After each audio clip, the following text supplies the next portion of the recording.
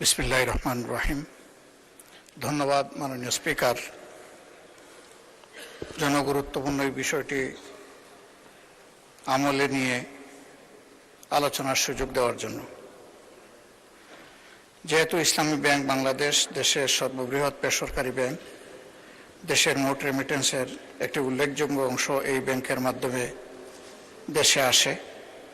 যেহেতু তৎকালীন ফ্যাসিবাদী সরকারের অব্যাহত অপপ্রচার এবং কর্মকর্তা কর্মচারীদের রাজনৈতিক হয়রানি সত্ত্বেও 2016 সালে ব্যাংকটি 447 কোটি টাকারও বেশি মুনাফা অর্জন করে। সে সময় খেলাফি বিনিয়োগের হার ছিল মাত্র 4%।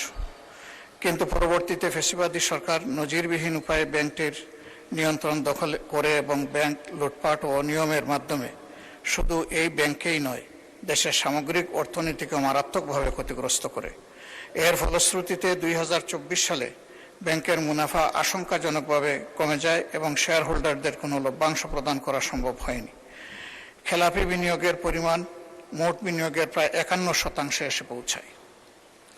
যেহেতু ফ্যাসিবাদ পরবর্তী সময়ে ব্যাংকটি ধীরে ধীরে ঘুরে দাঁড়াতে শুরু করে এবং গ্রাহকদের আস্থা পুনরুদ্ধারের পথে অগ্রসর হচ্ছিল, 1 বছরের ব্যবধানে ব্যাংকের মুনাফা 108 কোটি টাকা থেকে বেড়ে 137 কোটিতে উন্নীত হয়। ঠিক এমন সময় আবারও পুরোনো ব্যাংক দখলকারী চক্রের দৃষ্টি ব্যাংকটির দিকে পড়েছে।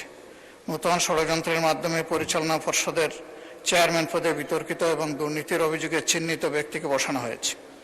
একই সঙ্গে ব্যবস্থাপনায় অযৌক্তিক ও অন্যায় হস্তক্ষেপের মাধ্যমে ব্যবস্থাপনা পরিচালক।